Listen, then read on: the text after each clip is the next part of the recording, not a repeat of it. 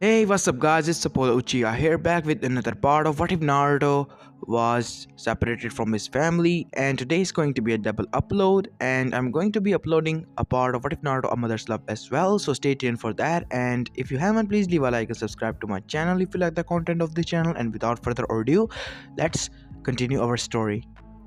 Uzushio Gakure. They arrived at Whirlpool nighttime. The three reported to the Uzukage about their mission and also deposited the Leaf Anbu's corpse for further investigation.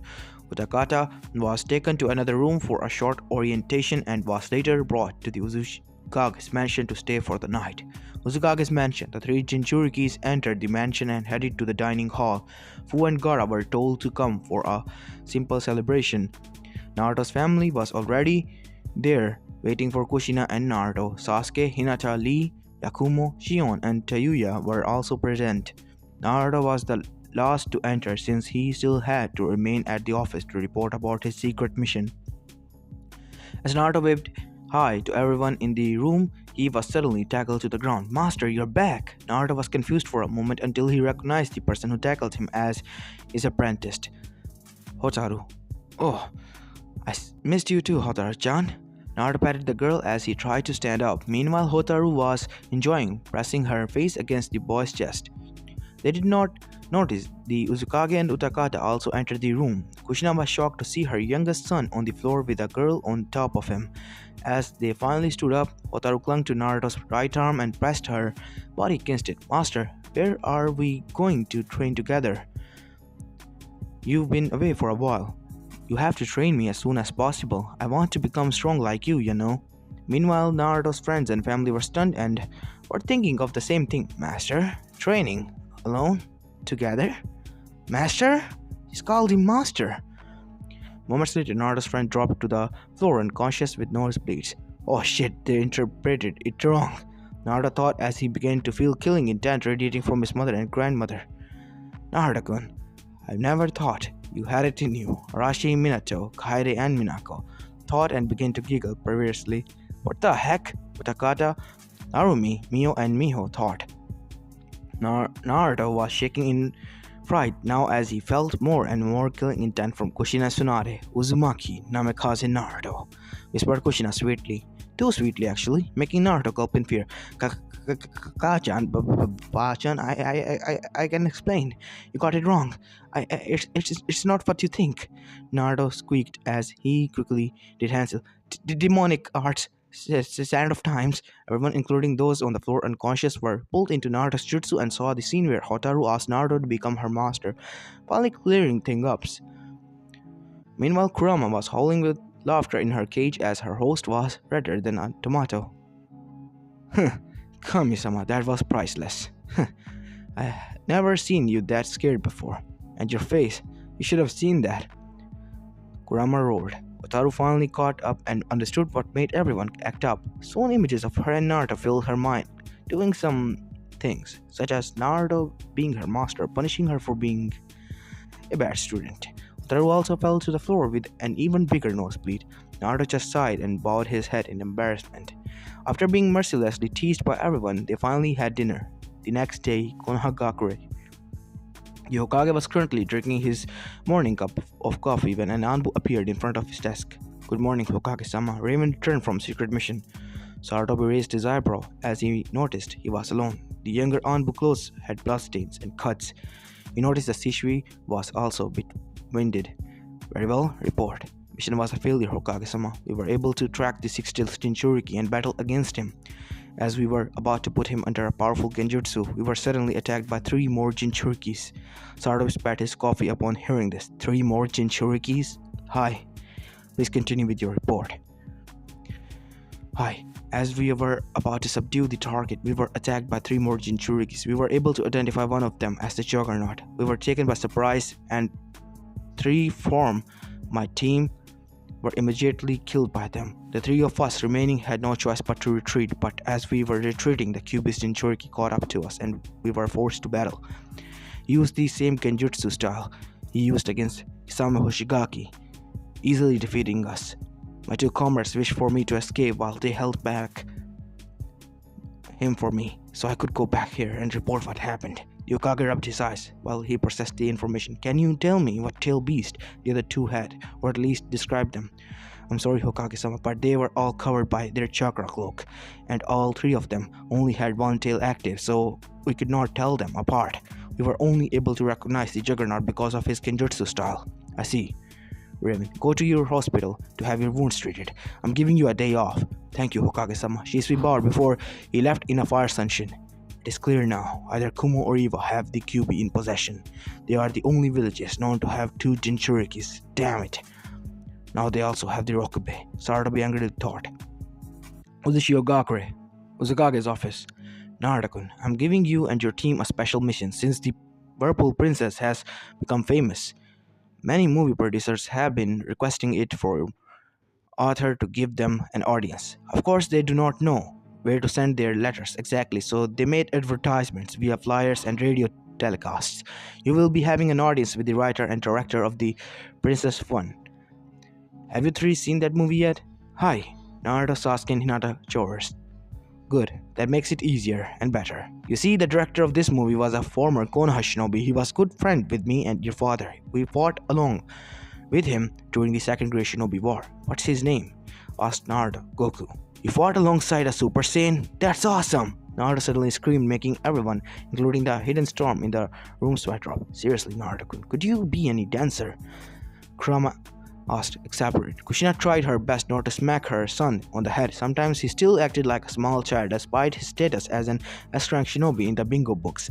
No, Naruto-kun. Kushina sighed.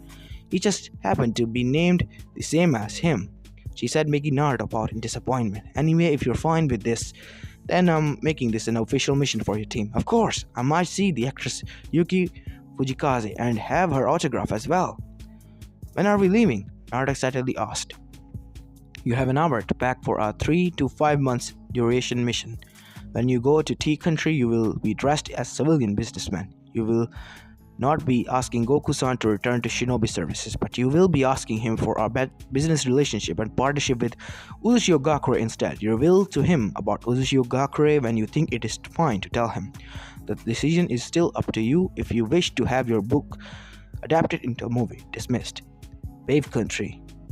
Niuzu, Fourth City. Compared to their situation months before, Wave Country, or as the inhabitants now call it, the Fourth City, is now flourishing with life and business. Children ran the streets happily while their parents chatted with each other. People walked to their workplaces as they were busy, or the parks, who were retired and old people and children were there. In the outer inner circle of the city were the houses of the villagers that are mansions and villas. In the outer skirts of the city, stores and trading shops have been opened for non-inhabitants and visitors and merchants. In the center part of the village were the high-rise buildings for research, schools, and offices for work. In the centermost located was the highest and biggest tower that was a 66-story building. In the top, and a huge Uzumaki flag could be seen waving freely. About 21 blocks away from 44-story tower were built, and on top of the buildings the Uzumaki flags can be seen as well. They were located in the northern, southern, western, and eastern parts of the main city. On the outermost of the city were 16 more similar towers. The citizens of the fourth city were of course aware of the people visiting them. They knew the faces of each other and can easily recognize who are not from the city. They were aware of spies lurking around. The citizens were of course careful of what they were talking about in public. The spies who have been there for weeks still got nothing, as the villagers were tight-lipped. So far the spies only knew of the city's structures.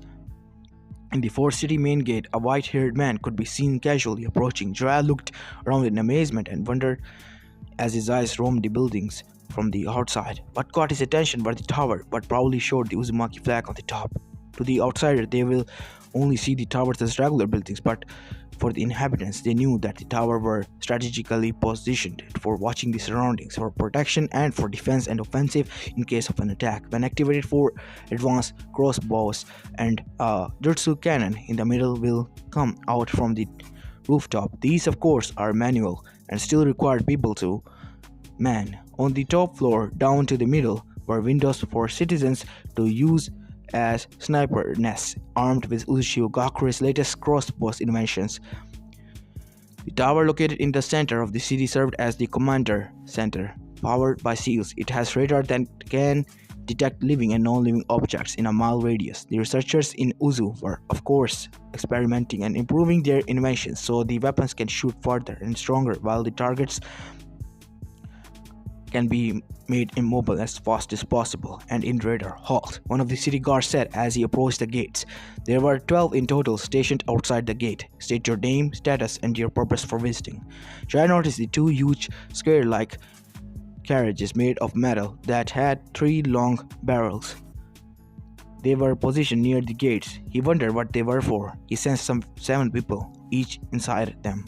Shai of the Sun, Shinobi of Konoha, I am here for a simple visit. News has started to spread about Wave Country rise to greatness after Gato's demise. I'm a bit interested about the shops here and might do some trading. Very well, please sign here before you enter. When you leave, you are also required to sign. Here is a map of the city for your convenience. Here is a brochure for our buildings. In there are advertisements for the newly opened shops and centers that you may interest in visiting. Oh, that's nice, thank you, Shai excitedly exclaimed as he finished signing and took the brochures. He noticed 4 more of the huge square metal carriages inside the gate. He checked his map and decided to check out the outer buildings first before he went to the inner city. But the visitor did not know the logbook had a seal in the command center. There were a similar book. Everything that was written in the logbook from the gate was also recorded in the book there. As Shai's name appeared, one of the front desk officers stood up and headed to one of the portals and was transported to Uzushio Gakure. The Uzukage asked them to inform the main city should people from Konoha visit. A minute later, the clerk returned to her post. As Shai finished checking out the shop, he decided to visit the innermost city. The time, however, he felt 4 chakra signatures follow him. He simply shrugged it off and continued to explore the city. It seems that this place have their own shinobi after all. I thought no shinobi only lived here. Time skip 1 week later, tea country. It was 5 in the morning. The streets were not yet crowded, but was starting to as people walked for their daily work. 3 hooded figures could be seen walking towards the filmmaker Goku's studio. As they neared the building, they removed their cloaks. They appeared to be wearing expensive business suits. The one in the middle was blonde and wore avatar sunglasses. The girl beside him was clutching an envelope, while the other boy beside him carried a suitcase. Welcome, the building guard said as he motioned for the 3 to enter and enter. Naruto, Sasuke, and Hinata walked towards the front desk. Good morning, Naruto greeted the clerk. Good morning, sir. How may I help you? I'm here on business with Mr. Goku for his ears only. The clerk nodded in understanding and informed the people on the studio about them. Since it was still early in the morning, the crew were just setting up and having their morning coffee. Yes, sir. Mr. Goku will see you now. Please follow me. The 3 were amazed as they saw for the first time what a film studio looked like. A man in his early 40s greeted them. Good morning. How may I be of your service? Goku asked. Good morning, Mr. Goku. We came here for business. We would like to request for a private room. Please bring us Miss Fujikaze and her manager, please. The director then called for the 2 and led the 5 to his office. He asked his guests to sit down and offered them a tea. Naruto cleared his throat and spoke. If you don't mind, Goku-san, I'm going to place a barrier still so nobody could hear or sense what we are doing inside here. The veteran shinobi narrowed his eyes and shifted into position, preparing to defend himself. Naruto noticed this and raised his hands. You are not in trouble or anything. We're not here to arrest you or assassinate you. We came here for pure business. But you must understand that what we are going to show you is very confidential and are only meant for your eyes and ears. Goku exhaled in relief and nodded. Uzumaki arts, barrier jutsu. The director's eyes widened when he heard the word Uzumaki. Naruto sat down before placing the barrier. He took a sip from his tea cup and got started. First of all, my name is Uzumaki Namikaze Naruto. With me are my teammates and best friends, Uzumaki Hyuga Hinata, Uzumaki Uchiha Sasuke, Uzumaki Namikaze. Goku almost choked on his drink as the blonde introduced themselves. Naruto held out his hand in a motion to keep the director from interrupting while he spoke. We came here on 2 purposes. One, Uzushio Gakure wishes to invest their money into your film industry. The other one, I, Uzumaki Namikaze, the author of The Whirlpool Princess, have come here to discuss about you adapting it into a movie. More revelations. Goku was trying hard not to faint on the spot. Uzushio Gakure, the Whirlpool Princess, he's the author. These 3 are Uzumakis, and the one speaking looks like hell a lot like Minato. Meanwhile, Kyoki was blushing madly. He's the author of that book, and he's only the same age as I. Now that we're done with the introduction, let us get on with the explanation. Naruto said as he began weaving hand seals, demonic art, sands of time. As the jutsu was called, the six people in the room were pulled into the dreamscape. Like the last time back in the Mount Katsuragi, Naruto showed about the past Konoha's betrayal, the attack on Uzu, Naruto's kidnapping, his life in Konoha, and his life when he was brought back to his homeland. The watchers the memory up to the point where they arrived at Goku's studio. The three Chunin sat in silence as they waited for Goku, Yuki, and Sandayu to absorb everything as they watched. So, Uzushio Gakure is still standing strong. Kushina and Minato are alive. And you really are the author of today's #1 selling book. Goku exclaimed happily as he began shedding tears. You look so much like your father. Oh, Kami-sama, my former village has really fallen. Naruto-kun, forgive me if I had known.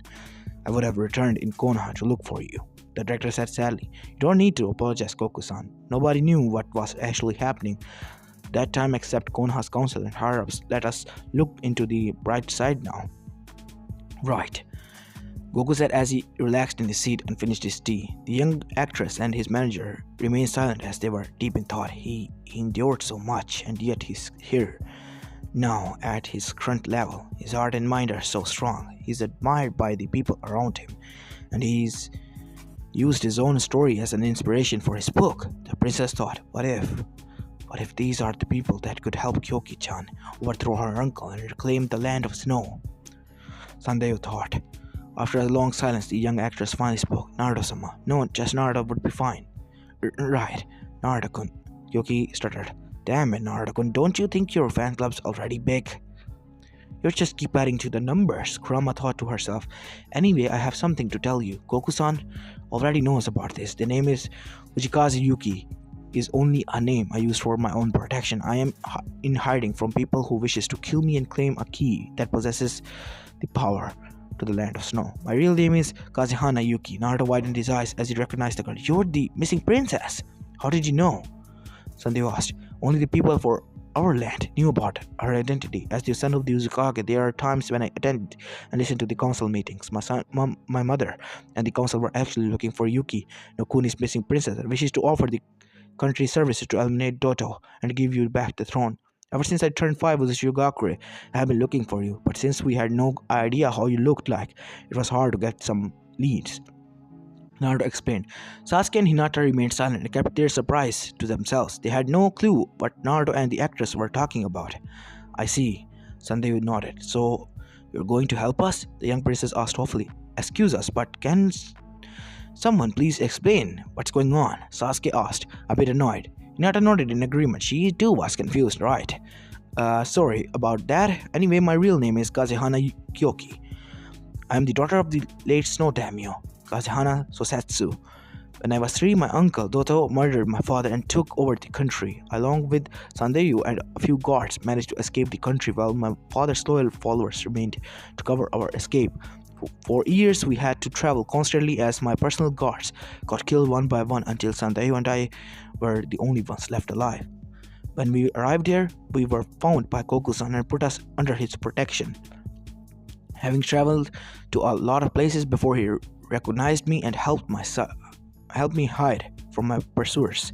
My uncle wanted to hunt us because I held the crystal that was the key for the Yuki no Kuni's treasure. Sandayu and I decided to stay with Goku-san while I worked as an actress. The money I earned will be used to hire an army to help me reclaim what is rightfully mine and kill my uncle. It seems that our surprise and simple mission has turned into an S-rank. Sasuke smirked, making Hinata smirk as well. Naruto had a creepy look on his face. So you're going to help us? Sandayu asked. Of course, replied Naruto, with a little bit of enthusiasm. The princess threw herself on top of Naruto and sobbed on her chest while hugging him tightly. Thank you. Thank you. Thank you so much. Yup, she's definitely one of them now. Kurama mumbled to herself. Naruto returned to the hug and patted the girl. After a few minutes, everyone was sitting properly again. I'm going to send a letter to my mother and inform her about you. For now, we'll talk about what we came here for. Naruto said, Goku-san, Uzushio Gakure wants to get involved with the movie industry. The country wants a partnership with your company. Should you agree, we will give you 1 billion yen as investment. Goku, Kyoki, and Sandeyu's eyes bulged as they heard the amount. 1 billion? The director nearly fainted. No, he did actually fell to the floor. 3 seconds later, after he regained consciousness, he went back to his seat. The three Chunis were looking at him in amusement. 1 billion, you say? He asked. Yes. Should you agree to the partnership, Uzushio Gakure will receive 30% of the company's income. We will start receiving the share a year after the agreement. Hinata then laid down her envelope on the table and opened it. She took out some papers and gave them to the director to read. After signing the papers, Hinata took the papers back and gave Goku his copy of the contract. Finished with the deal, Sasuke laid out the suitcase he was carrying and revealed its content to the director. Here's your 1 million yen. 1 billion yen, Sasuke said. After counting the money, Goku nodded and closed the suitcase. Right. On to the next matter. I have agreed about your desire to adapt my book into a movie. I have already signed the papers and contracts, so you just have to sign it. Instead of sharing it to Uzu's bank, I will be receiving 30% of the movie's earning.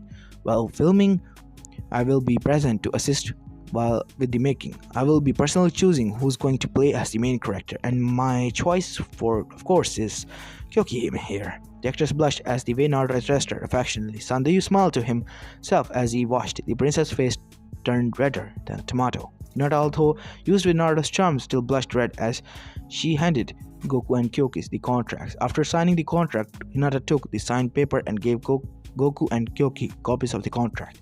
Now Goku-san, you're almost finished filming Princess Fun, right? Would you mind if we stayed to watch the filming of the remaining scenes? Asked Naruto. Of course not. My company and Uzushio's are partners. Business partners now actually. We have 3 remaining scenes to be filmed here in T country. After that we will film on a snowy area for the final part of the movie. That just sounds great. I suggest you do the filming in the land of snow. We will sail for Yuki 10 days for now. What do you have in mind? You know that Yuki-chan's not welcome there at the moment. It's going to be a party. Naruto said, smirking evilly and scaring everyone. He looked at the princess and said, Kyoki-chan, I suggest you begin writing your speech. 3 weeks from now, you're going to face Yuki no Kuni's people as its daimyo. Konoha Gakure, Konoha Council, Hiruzen, Danzo, Jiraiya, Koharu, Hamura, and the Shinobi clan heads were currently gathering to discuss about the latest events. I would like to thank everyone for coming here on a short notice. Jiraiya has news that concerns our village and all other villages, said the Hokage. Jiraiya, please tell us the report. The white-haired Sani nodded and began speaking. As we all know, Goto, one of the richest person in the elemental nations, have been mysteriously killed. Everyone related to him and his businesses have vanished or destroyed. I have managed to track his last whereabouts, and that led me to Wave Country. Uzumaki no Mikaze Naruto was also last seen in Wave Country, fleeing Hoshigaki Kisame. After a lot of investigation, I found out that Kato was the one responsible for the Wave Daimyo's death. Kato took over Wave Country and leased its riches. Under his rule, the country became poor. The man had an army of mercenaries serving him, including the Kirigaku's 7th swordsman and Taki's S-class missing Nin Kakazu. After some investigation, I found out that the 7 swordsmen, except Kisame, were murdered. A few days after Gato's death, Wave Country started to rebuild. I visited the reconstructed city last week, and from what I have seen, the buildings are all high class. The city consisted of high-rise buildings and huge houses. To think that it had been only less than 6 months, they have managed to get back on their feet that fast. Impossible, interrupted Inuzuka Sumi. That would have required a lot of money and resources. Even if people of Wave were good at construction, a half year would not be enough. The buildings you are talking about is not possible. Sure, the country might have resources, but for how you described it, it would have required a lot more. I'm not done talking, Jiraiya shouted, annoyed at that he was interrupted. Anyway, you're correct. Wave would have required more manpower and more resources in order to reconstruct their ruined buildings into a prosperous city. So you're saying Wave had help, yes. But for who? Asked the Hokage. The Uzumaki clan. Gasp filled the whole room. Sarutobi, Danzo, and Fugaku fidgeted on their seats, but I had thought they were all killed during the 3 villages attack, asked Hizashi. That's what we all thought as well. But when I visited Wave, the flags of the Uzumaki clan were everywhere. I'm not sure about their numbers though. I estimated around 30 to 450. That's good news then, said Fugaku Uchiha. We have to ask for an alliance with them once again. I doubt they will accept it. Jiraiya asked why. Everyone asked. Remember the kid this village used to torment? The demon brat? That's Uzumaki Namikaze Naruto to you. More gaps. Now. There's no need to be shocked. You already knew about the boy's heritage. Anyway, I strongly believe that Uzumaki know now about this treatment while he was here. How? Naruto is probably a shinobi of the new wave country. Before everyone could react, there was a loud bang on the door. Open the door for the fire daimyo. A voice shouted opposite to the door. Everyone in the meeting room was startled and got nervous. They got a surprise visit from the daimyo. Saratobi first on his robe and quickly stood up to open the door. The others stood up to welcome the fire. As soon as the door opened, the four red samurais entered the room and inspected the area for potential danger. Seeing none of the motioned for the other samurais outside to come in. Two samurais entered, followed by the fire daimyo. Six more entered the room after their master. The room was a bit crowded now. Saratobi motioned for the daimyo to take middle seat. As soon as he was seated, he procured his fan and cooled himself. The Hokage cleared his throat and spoke. To what do we owe the pleasure of your visit, Daimyo-sama?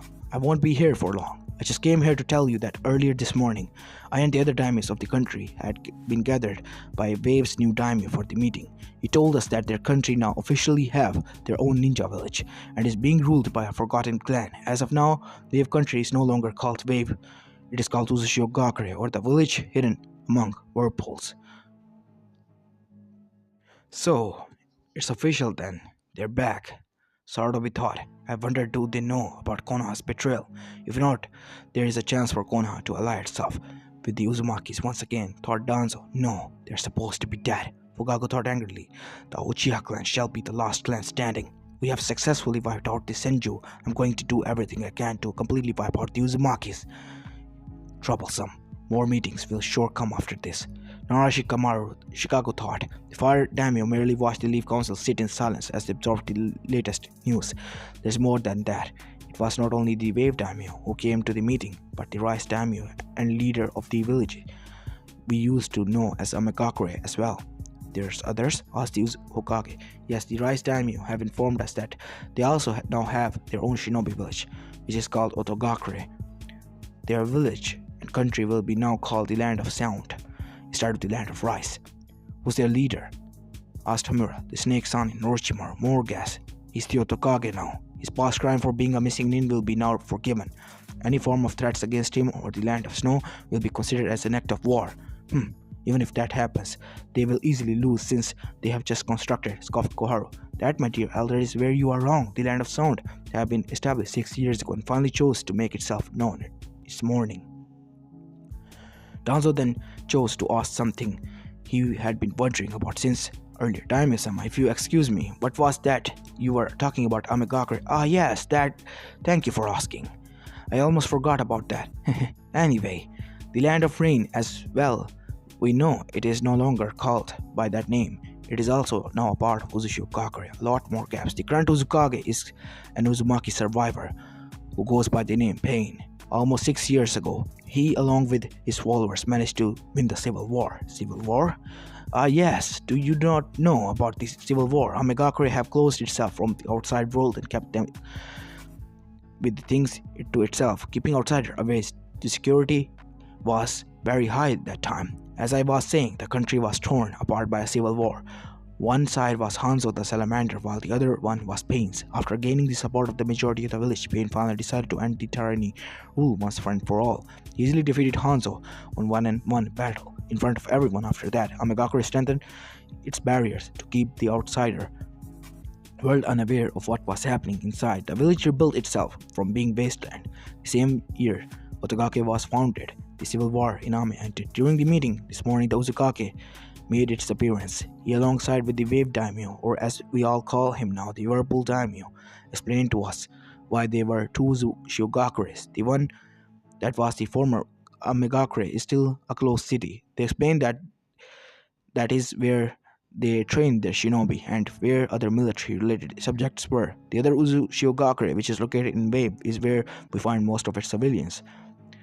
There will be a number of shinobi stationed there, but most of them are in Ame. Now, to remove the confusion, they told us simply call us the former Amegakure Uzushio Gakure's third city, while the former Wave called Uzushio Gakure's fourth city. Why third and fourth?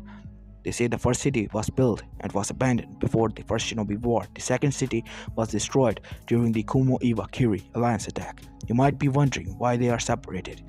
The reason is to keep the civilians away from harm in any case of war. The way Daimyo told us that should any form of threat fall upon the fourth city, the third city will throw everything against those responsible before anything foolish come into your heads. I must warn you not to do anything against Uzushio Gakure. Now that I believe I have told you everything, I will take my leave. After that Daimyo left, Danzo, Hiruzen, Chura, and Fugaku shared looks, silently scheduling for a secret meeting. Time skip. 3 days later, Uzushio Gakure. Uzushio Gakure's shorelines. This year's graduates, along with the other Chunins, Jonins, and Storms, were currently waiting for their leader to address them. 3 days ago, Naruto informed the Uzukage about their team finally having found of Yuki no Kuni's missing princess. A council meeting had been called immediately after the meeting. The squad that was deployed in snow have been informed of what was going to happen for the past 2 days. Capable personnel from the main city up to the fourth city have been handicapped and amassed. Right now, there were 21,000 shinobis gathering at the shorelines, composed of Chunis, Chonis, and Storms, about 30 warships and docked, composed of cruisers, heavy carriers, long-range battleships, and one command ship, all waiting for deployment. Those who will be operating the ships and the tanks aren't counted. The Uzukage stood on a watchtower, her voice amplified by the surrounding radio towers. For the past 12 years, Uzushio Gakure have kept silent and hidden from the world. We have trained in extreme to become much stronger and performed research for advanced weaponry and machinery. As of now, we are the only nation with advanced warships made of metal. Other own ships that are only made of wood. Our building designs are superb and high class and are very strong. We have trained to become stronger than ever, and now we will reemerge from the laying low. We have foreseen the great benefits we will acquire if we made an alliance with Snow. And so for the past 8 years, we have been looking for the missing princess of Snow Country. After the long years of searching, we finally found her, and now we will help her overthrow her uncle and destroy his mercenary army. This will be the last test of our military power and research. Now that we are officially back, Dodo of the Snow Country and his follower will be the first one to taste our power. Ozukage said. Kushina then motioned for Narumi, Minako, and Miho and Miho. My children will be leading you for this battle. You will sail today for Snow Country and make contact with the squad sent there ahead and rebels. Once the princess reaches the country, Uzushio will strike. Make our village proud. Let the world know of our power once again. Rise, Uzushio Gakure, to the battle! To the battle! The army roared as they marched and went on the board of the assigned ships. Naruto classmates, with the exception of the Sand siblings and the four Sound, boarded another ship that will serve as the princess ship. They will be sailing for Tea Country while the fleet headed for Snow. Soon the shorelines were filled with the sounded of warships being powered to life, releasing steam. The command ship blew out a long, deep blast, indicating for the fleet to move out. Tea Country and cut. Well done. 2 more scenes left. Goku clapped happily. Naruto and his teammates sat as they watched the filming. He telepathically informed Sasuke and Hinata that a ship from Uzu was currently sailing for Tea Country while a fleet is headed for Snow.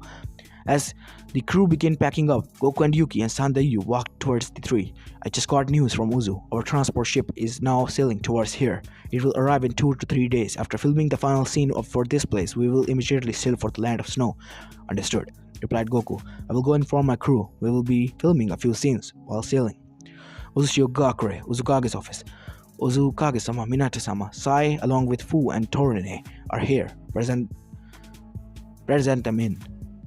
Hi. While Danzo was still in coma, Minato and Kushina personally removed every root ambush seal. Majority of them were thankful and swore now allegiance to Uzushio, while a small number of them remained loyal to Konoha, even though they were aware that they had been used. The Konoha loyalists were immediately executed by Minato himself. Right now, Sai was the second in command of Root, appointed by both Minato and Danzo. Danzo have no idea of his followers' change of allegiance and believe he still have Root under his control. Ironically, it was now Minato who leads his organization. Kushina-sama, Minato-sama, Sai said as he and his teammates kneeled. Danzo has ordered Root to expand and increase the patrol areas. Some members have been ordered to investigate 4th city. Higher-ranking members, including my team, were assigned to infiltrate the 3rd city of Gakure. The Hokage and ordered Jiraiya to take over Gato's remaining assets and add them to his spy network. Anbu were also tasked to double and expand their patrols. Bandit camps inside the fire border were to be eliminated. The Hokage have decreased the missions being received in order to keep most of the Konoha's forces intact when the Chunin exams begin. Minato noted and addressed the Pale Team. Sai quickly sent a lower-ranking member to blend in with Gato's remaining followers. This will be a good opportunity for us to infiltrate Jiraiya's spy network. Those ordered to infiltrate Oto and Third City informed them to remain outside. Konoha is not the only one that will be sending spies back. I will be informing Nagato and Orochimaru about this. I'm not sure about the Otogakure, but the Third City will be publicly executing those who will be caught infiltrating, said Kushina. Go now, inform everyone about our orders. Hi, time skip 2 weeks. 50 kilometers away from the land of snow, the fleet was on standby as they waited for Kyoki's ship to arrive. While they awaited, a dozen squad have been sent in land in order to secretly evacuate all civilians to safety. While at it, they also assassinated about 2,000 or hundreds of Doto soldiers and took their chakra armor. There were 100 samurais who were loyal to Sosetsu. They were given the chakra armors for their own added protection when the battle commences. Since they had no shinobi training, it will be great for their defense if they were out there in the battlefield. The fleet was currently hiding behind an island covered by mountains. As Naruto's ship joined the fleet, everyone got ready. Kyoki and Sandayu were giving advanced chakra armors and were taken from 2 enemies' lieutenants. The filming crew were also given chakra armors. Goku had requested the battle to be filmed as well, which is why they were wearing the armors. Everyone paid attention when Narumi's voice was heard on all ship speakers.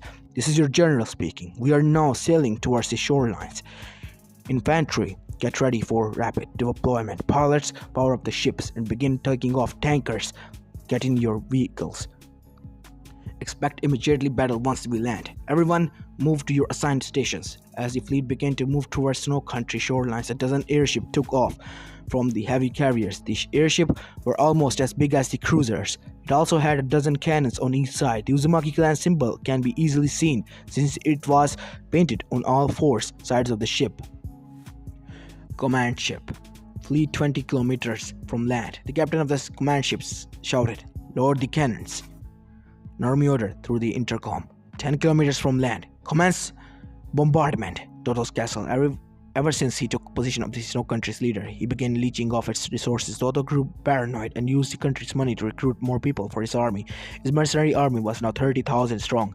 Everyone more chakra armors. The 3 generals, Nadara, Fubuki, and Mizore, and their lieutenants were advanced chakra armors. Toto himself wore the latest and the most advanced chakra armor. He planned on eventually taking over the elemental nations once his army was huge enough. Toto was currently sitting on his throne and is listed in to his general's reports. "My lord, one of my lieutenants have been missing for the past 3 days, along with around 50 men of ours," said Mizore.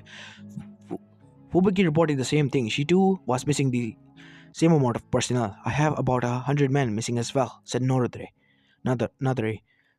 Just then, a lieutenant burst inside the main hall and ran towards the men. "My lord, a fleet has been spotted about 40 kilometers from our shoreline and it's approaching fast." Before anybody could react, there were a huge explosion that took the castle by storm, followed by another and another, and then another. The bombardment was continuous. Another lieutenant burst inside, screaming of his head off, "My lord, we're under attack!" Another shouted, annoyed. "We're aware of that. Give us a status report, you fool. Enemy troops have invaded the shorelines and are advancing towards the castle. Our forces have engaged them to battle, but more enemies are coming off of their ships." "Do they have a flag?" "Yes, my lord. There was a swirl of the whirlpool." "Whirlpool. The Uzumaki clan represents that symbol. Aside from them, I don't know any group that have a swirl in their flag, but the Uzumaki clan is supposed to be instinct." Toto and his generals thought. "Fubuki, Mizori, mobilize your divisions. Prepare for counterattack and engage the enemy. Nadare, station your division by the castle for a perimeter. Man the cannons position at the lower towers. Nadare, take off of the Mizori's troops and you add them with the defense." Toto order. "Hi. Main army's POV. First division was led by Minako. He led 10,000 of the army. Their task was to engage and eliminate the enemy's initial engaging force. The other 10,000, which will be the second division, will be waiting as reserves, led by Narumi. As the Uzushinobi jumped off the ships, they immediately formed into columns after killing the small defense group. They began charging towards the city and was met by 5,000 mercenaries led by Missouri. The first division threw out 3 waves of chakra and forced kunais and explosive attack. Missouri troops was in disarray as they got bombarded by cannons and now kunais exploding attacks. Even though they wore chakra armor, they still got affected by attack and lost numbers. His forces began to regroup and merged with Fubuki's division that just arrived. Show them the power of the Uzushio Gakure, destroying them all, Minako shouted. The first division gave out a battle cry and clashed with Fubuki and Missouri combined forces. This battle plan was simple. Storm operatives will subtly activate the Rinnegan and use the Petra path to absorb all the jutsus that will be thrown at them by the enemy, while the rest of the attacking forces overwhelm the enemy with heavy jutsus. Though studying the chakra armors Uzushio was able to acquire years ago, they were able to learn of its weaknesses. The chakra armors had a limited in absorbing incoming attacks and will eventually become a normal clothing. The main weakness was the dish plates in the chest area. Its critical hit, the dish plates, was malfunction and killed the wearer through the electrocution. As the two sides clashed, the second division, led by the Narumi, disembarked from the ships and formed the columns, while the enemies busily fought off the first division and the second division and moved in for a pincer attack. Narumi began weaving hand seals as she joined her brother, Narumi engaging Fubuki while Minako fought with Missouri, Air Force Division. Mio led the Air Force. With her were 500 shinobi. The 12 airships easily flew past the country's forests while the armies clashed below. Enemy's camps are in range, the captain said. Good. Bomb the camps and the defensive towers. Destroy their cannons and other defensive systems. Avoid hitting the mountains and the mountainside. Hi. Tank forces POV. While the Air Force swept the camps, Miho led the dozen tanks plus the remaining 500 shinobi entered through the country emergency tunnels. The tunnels led them straight to the mountainside that were 2 kilometers near the enemy's camps. As the tanks came out of the tunnels, they rolled in and began firing at the site. Toto's POV. Toto was at the balcony of the castle, while another division was set on a perimeter around it. A lieutenant bowed to him and gave him the latest word.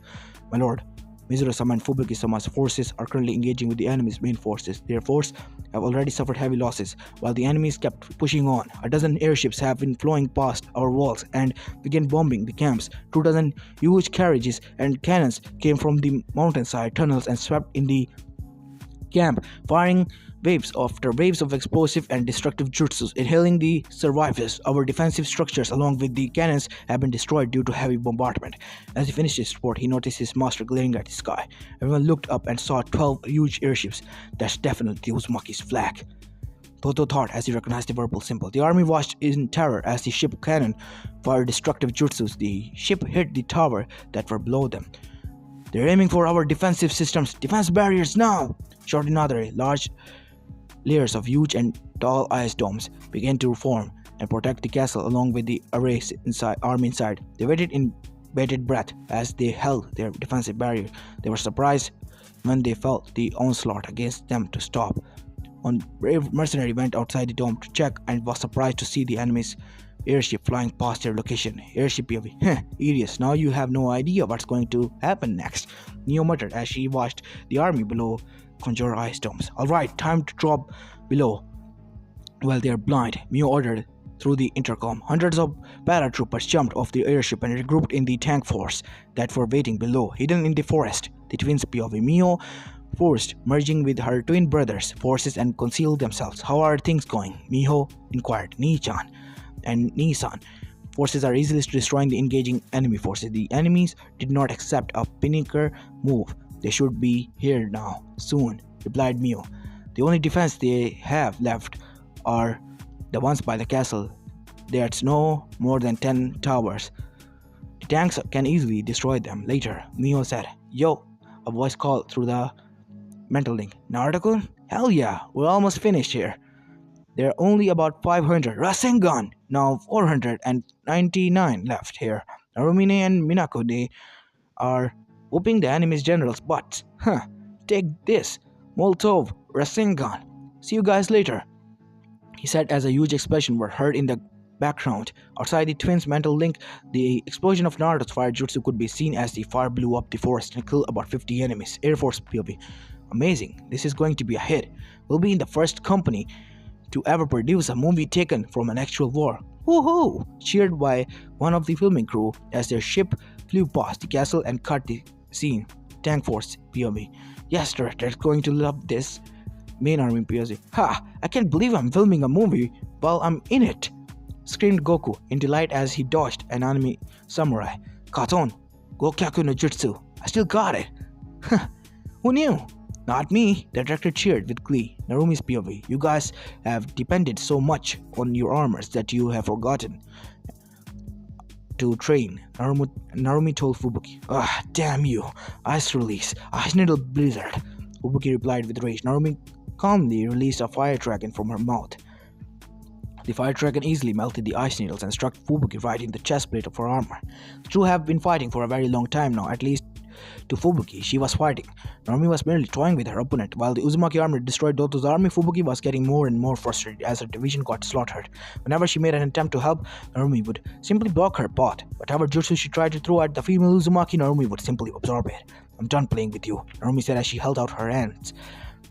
Golden chains from her back came out and immediately restrained Fubuki. The chains destroyed the chakra armor while keeping the wearer alive. Fubuki watched helplessly as her once 10,000 soldiers decreased to 100. She gasped in horror as her opponent walked towards her, her red hair flowing like wildfire, the same way that dreaded Red Death's hair did when she slaughtered the Kumo army during the war. Minako POV. Ah, stupid fat guy and stupid snowboard, Minako muttered as Mizuru sled past him and his mechanical snowboard.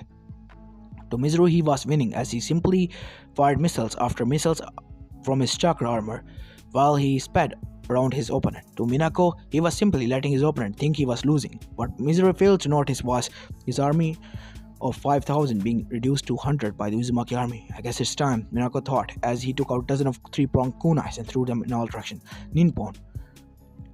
Kunai Kagebunshin no Jutsu. Main army POV. For a whole minute, there were flashes of yellow around the battlefield. It would appear at random locations, leaving a trail of dead bodies. Hey! A new voice muttered as Minako hurried in front of Mizuru and slammed a seal in his armor, disabling it. That was my kill. You took it. Minako chuckled sheepishly as he remembered about Naruto and his classmate contest of who kills the most. Sorry, Naruto-kun. The brother shouted back. You guys can kill the other rest stationed at the castle. There are still 10,000 mercenaries reserved as last defense.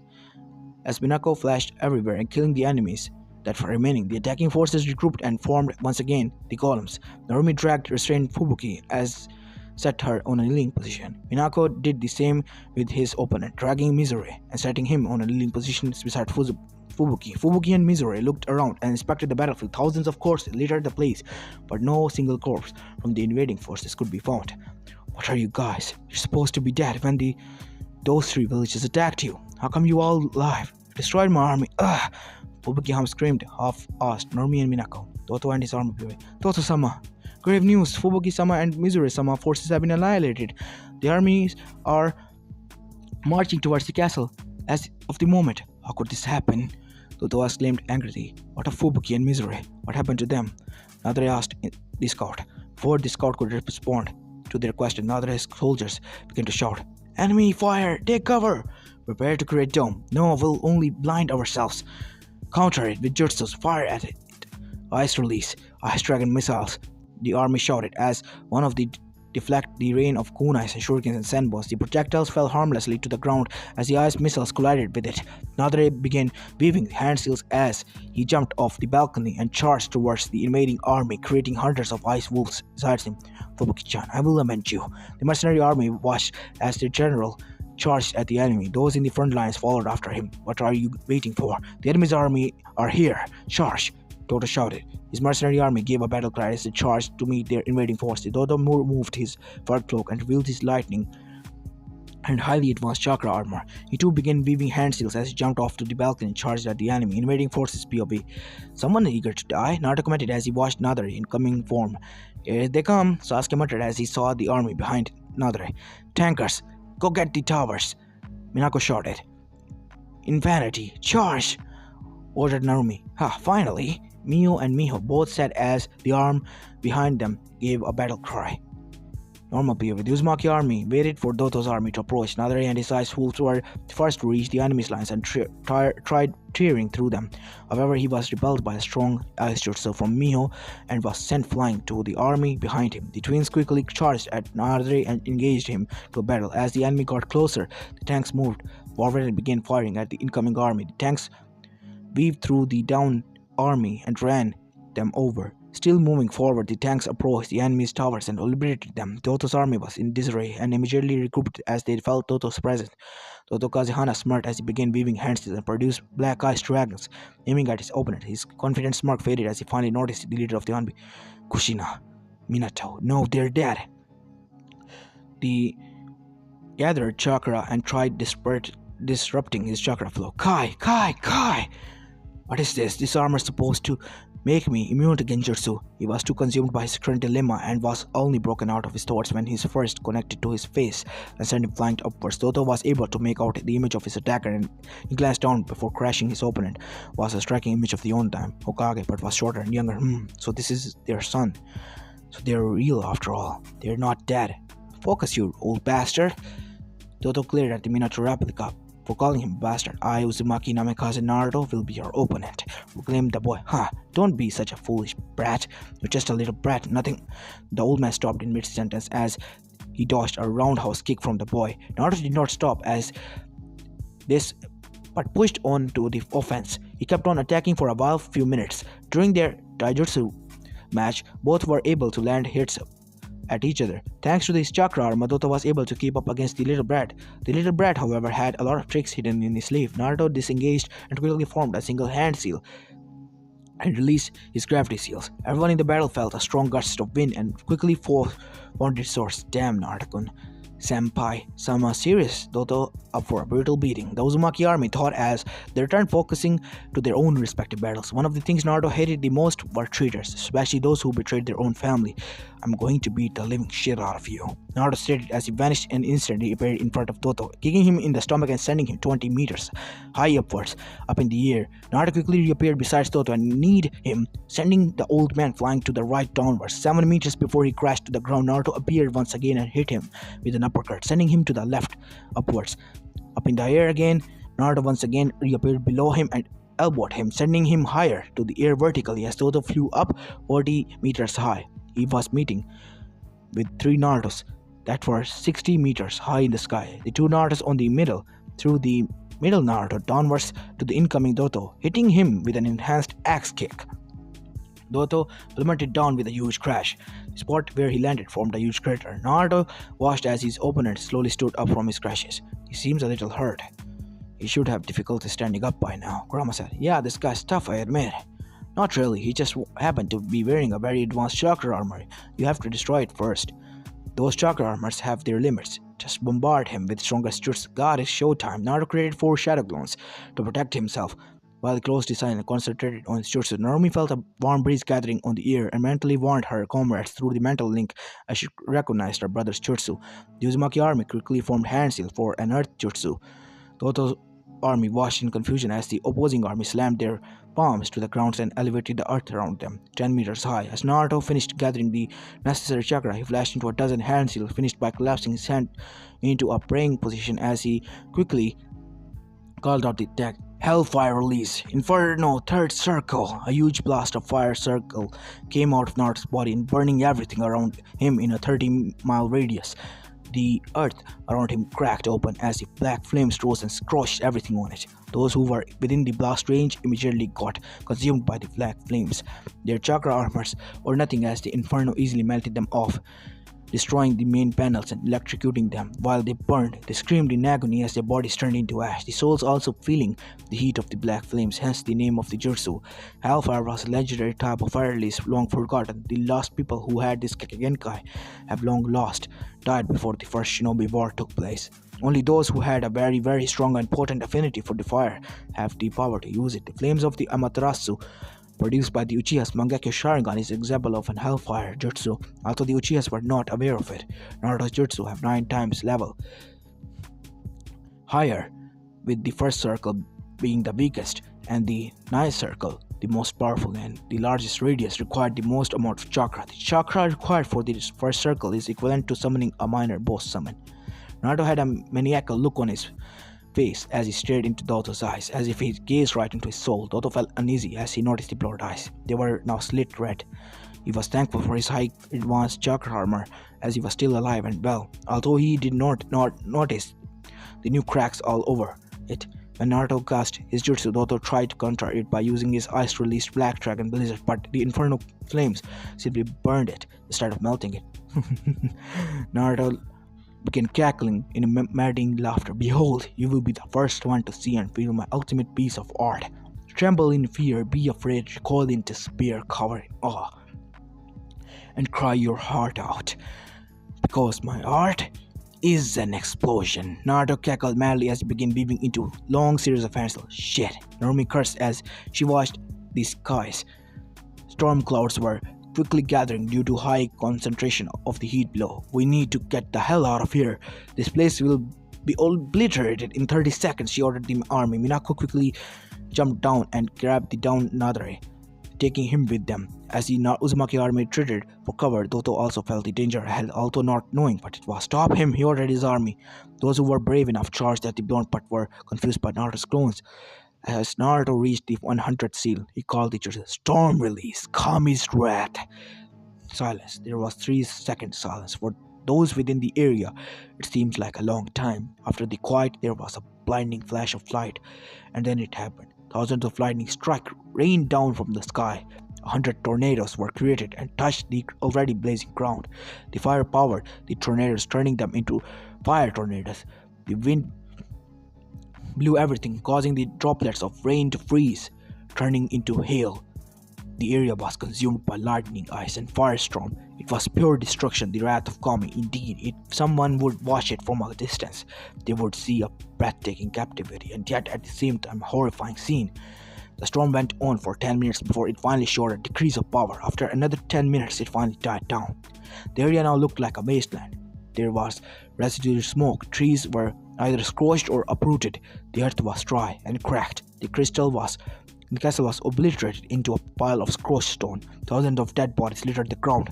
Those who miraculously survived watched in horror as they took in the scene. The Uzumaki army swept in for the kill, not for vengeance, not for hatred, but for mercy. They ended the lives of surviving mercenaries' army to release them from the misery of pain and trauma. In the center crater, a silhouette of a certain man could be seen slowly standing up. The man took out his surroundings for a good 1 minute before he checked on himself. "That was the most destructive jutsu I have seen. Lived after that." Doto laughed as he found Naruto. The blonde kept on impassive look as he began channeling his chakra to his body once more. Madara moment. Over. Doto was about to make another taunt when he heard cracking noises. He looked at his armor and finally broke into pieces. He fell off his body. Smirk immediately vanished as he realized he was completely defenseless now. He never had shinobi training and only realized on his chakra armor for the first time in 20 years. He once again felt true fear. He tried his best not to show it, but failed. Naruto casually walked towards him as he began cracking his knuckles, the same way his grandmother Tsunade does when she is about to beat up someone. For the next 10 minutes, the sounds of flesh ripping and getting pounded could be heard. After 3 minutes of beating, he finally broke down and began pleading for mercy. His cries for mercy fell on deaf ears as he received his beating. As he lay on the ground like a beaten pulp, a group of people wearing chakra armors came to him. They all removed their helmets as Toto stared at them. "Hello, uncle," Kyoki greeted coldly. "Missed me? I believed you'd look for this," she said as she showed him the crystal. "Due to your greed and envy, you killed my father and ruined this country. You sent people after me so you could claim this crystal, the key to the Snow Country's treasure. You thought this will open a safe that contains a large collection of items that you can trade for gold? Let me show you what this treasure does. This was my father's final gift to me at Snow Country." Kyoki had her guards drag her broken uncle towards the rainbow glaciers, with her following everyone behind. As Kyoki placed the crystal on the hexagon pedestal, a soft humming sound could be heard. Slowly, the felt warmth coming from the generators. After a few minutes, the land was no longer covered in snow. Fresh green grass and blooming flowers could be seen all through Snow Country's landscape. Everyone watched as the projection appeared, reflecting by the glaciers. Rainbow, you showed a 4-year-old Kyoki talking with her father. Believe in the future if you do. Spring will come. So Setsu said, Kyoki, what would you like to do when it comes? I'll become a princess, young Kyoki replied. What kind of princess? A kind and strong one. A princess who believes in justice. Huh. This is going to be very hard work, but if you don't give up and keep on believing in your dreams, one day for sure, you will become one. So Setsu said as he placed the necklace around her neck. Can you see that very beautiful princess is standing here? But I am not quite decided yet. There is one more thing that I want to become. What is it? An actress. Yoki shed tears for joy as the scene faded. I've done it, father. I became an actress. I've already become a princess now. Time skip one day. The Uzumaki's army have gathered the remains of the fallen and burned them. The people of Snow Country have gathered at the old castle. They were overjoyed when they learned of Toto's crushing defeat against the Uzumaki family and army. In the middle of the square was a stage. On it were Toto, Fubuki, Mizuru, and Nadare. Wounded and dragged, sat on kneeling positions in front of the crowd. The crowd was murmuring amongst themselves as they openly pointed and glared at the four. Kyoki walked in front of them and all taking stopped at once. She faced the four and began talking. You have committed crimes against Snow Country and its people. You have stolen its riches and used it for your own personal use. You have usurped the throne and assassinated the daimyo and tried to kill her daughter as well. If you haven't been stopped, you would have brought more destruction upon Snow Country as you have planned waging war against the 5 great countries in the elemental nations. Kyoki then unsheathed a long katana. I, Kazehana Kyoki, daughter of Kazehana Sosetsu, and the rightful heir to the throne, hereby declare you guilty of plunder, treason, and murder. As the bringer of justice, I sentence you to death. You no longer have the rights to say your last words. Yoki closed her eyes and took a deep breath. As she opened them, she struck down the swords 4 times, decapitating the traitors. As the 4 headless bodies slumped to the floor, everybody cheered. Toto and his followers were finally gone at least. Yoki wiped a tear as she joined Naruto and his siblings. Father, you are avenged. You may now rest in peace. Time skip. 1 month later. Land of Snow/Spring. After Toto's death, the people of the Snow Country began rebuilding. With the help of Uzushio Gakure, they were able to construct buildings that are far superior compared to the ones they had been living in during Toto's rule. With the combined efforts of Snow and Whirlpool scientists, they have managed to finish the generator. Snow Country was no longer covered by snow, but instead by green grass and blooming flowers. A month after Toto's death, the country was renamed as the Land of Spring. During the month, Kyoki have formally taken position as Spring's daimyo. The alliance with Uzushio was signed. Kushina and Minato paid a visit during the day. More ships came from Whirlpool bearing construction supplies and blueprints. New trade routes have been opened as well. The daimyo asked for help as she wanted Spring to have its own shinobi village. Whirlpool agreed and asked for students to study in Uzu while the construction of the village hidden among Spring occurred. Goku, with the help of his crew, finished filming the Princess Gale movies. Goku Company was now looking for actors and actresses for their next project, The Whirlpool Princess. The battle that occurred a month ago was also made into a movie, which will be entitled as The Missing Snow. It was based on Daimyo Kyoki's real life story for the time when she was 4 years old to the point where she finally claimed her throne as Snow. Now, Spring Daimyos, the movie had 2 purposes. One was the audience and income, and 2 for Uzushio's propaganda. It will become available for viewing 1 month after the Chunin exams that will be held in Konoha Gakure Nosato, Uzushio Gakure, Uzukage's office. The Uzukage was currently signing papers regarding the Land of Spring.